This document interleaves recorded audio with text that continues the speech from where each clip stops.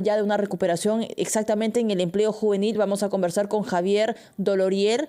Él es abogado laboralista porque tenemos aquí algunos detalles, algunas cifras del Ministerio de Trabajo que señala que el empleo formal juvenil en el sector privado ha crecido 7.7% en junio del 2022 a comparación del año pasado. Doctor, ¿cómo está? Bienvenido. Muy buenos días, Valeria. Muchas gracias. Un gusto tenerlo por aquí. A ver, ¿podemos hablar, doctor, ya de una recuperación del empleo juvenil a estas alturas del partido? Bueno, tendríamos que verlo en primer lugar en contexto. Si es que el empleo formal prepandemia se ha recuperado y según información del IPE esto no ha ocurrido. Todavía existe un déficit de empleo de aproximadamente 600.000 trabajadores que del empleo formal pasaron al sector informal, que ha crecido de manera evidente en la pandemia y no se ha podido recuperar en lo que va del presente gobierno. Ajá. Eso por un lado. Además, también citando fuentes del IPE, se ve que el segmento denominado ninis, es decir, jóvenes que no estudian ni trabajan, ha crecido de manera evidente y que se mantiene en niveles prepandemia. Entonces, según cómo se quieran ver las cifras, para el gobierno o para el Ejecutivo sí se está recuperando, pero parece que otras fuentes determinan que esto todavía no se está produciendo. Sobre todo cuando se habla también del empleo adecuado, ¿no? Eso es importante porque no estamos viendo, no sé si estamos viendo ya desde el Ejecutivo en qué condiciones se están reincorporando estos jóvenes al mercado laboral. Ahora, hablando de remuneración, el sueldo promedio que ellos reciben, ¿cómo vamos con eso? O sea, ya podemos también hablar en ese campo de alguna mejoría. Teniendo en cuenta que el nivel de inflación en el Perú en estos últimos meses también está elevado por encima del 8%. Sí, definitivamente todas las remuneraciones por efecto de inflación han sido golpeadas. Son pocos los segmentos que han recuperado de alguna manera el poder adquisitivo, básicamente aquellas organizaciones sindicales del Estado que tienen negociaciones colectivas o laudas arbitrales, o algunos nichos del sector privado que también tienen negociaciones colectivas.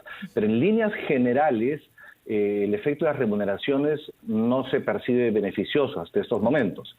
Lo que se puede apreciar definitivamente es que estos efectos que se ven, ¿no es cierto?, estas recuperaciones del empleo, o se alcanza el nivel salarial, se mejora en algunos sectores, es por más generación espontánea, por efecto del desempeño propio del mercado, o el desenvolvimiento de la economía, que de políticas por parte del gobierno. Por ejemplo, ya el Ejecutivo tiene más de un año, y este Parlamento también tiene más de un año, y no se aprecia ninguna política global que encamine a la promoción del empleo, sobre todo el segmento juvenil, que ha sido el más perjudicado. Recordemos, Valeria, que más de 300.000 jóvenes se incorporan anualmente a la economía, y entonces la economía tiene que estar lista, condicionada para recibir ese importante número de jóvenes. Y hasta esto no se ve ni por el lado ejecutivo ni por el lado del Congreso una propuesta que se haya discutido respecto a este problema que yo vengo insistiendo hace mucho tiempo, es esencial en el mercado laboral y en la sociedad en términos generales. Sí, y eso nos hace dudar también, doctor, si es que realmente los jóvenes y la economía y el empleo es un tema importante para el Ejecutivo, para los ministerios y también para el Congreso de la República.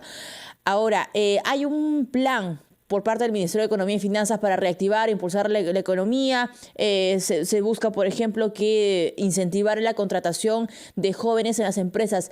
¿Va a ayudar esto? ¿Va a ser un alivio? ¿Se está enfocando de manera adecuada? Porque hay analistas que señalan que es tan focalizado esto que no va a tener el impacto esperado por parte del Ejecutivo. Sí, está a nivel de una propuesta, que lo que anunció el ministro Curo Urneo. No se conocen definitivamente muchos detalles sobre el particular y cuáles serían las responsabilidades del Estado o del empleador. Pero, digamos, subsidiar parte de la planilla será en contexto del sector formal de empresas ya constituidas, y no se sabe por cuánto tiempo va a ser este subsidio.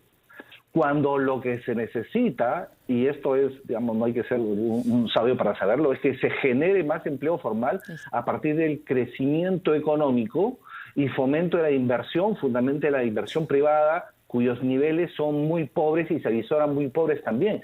Puede ser una intención muy buena, podemos verlo como un gesto de interés que es beneficioso, pero economistas han cuestionado si es que esto realmente va a tener un efecto importante de lo que se necesita. Es decir, si la dosis de promoción de empleo que se va a insertar en la economía va a ser el necesario para que hablemos de una recuperación del empleo y del empleo juvenil. Es el punto de discusión en este momento. Nuevamente estamos yendo, o el Ejecutivo está apuntando, que está bien, ¿no?, la promoción del empleo juvenil, pero está apuntando nuevamente al mercado formal, cuando el mercado formal en nuestro país, en términos laborales y económicos, es muy pequeño, es de aproximadamente 20%. La informalidad de nuestro país, de acuerdo a cifras oficiales, también supera el 76%.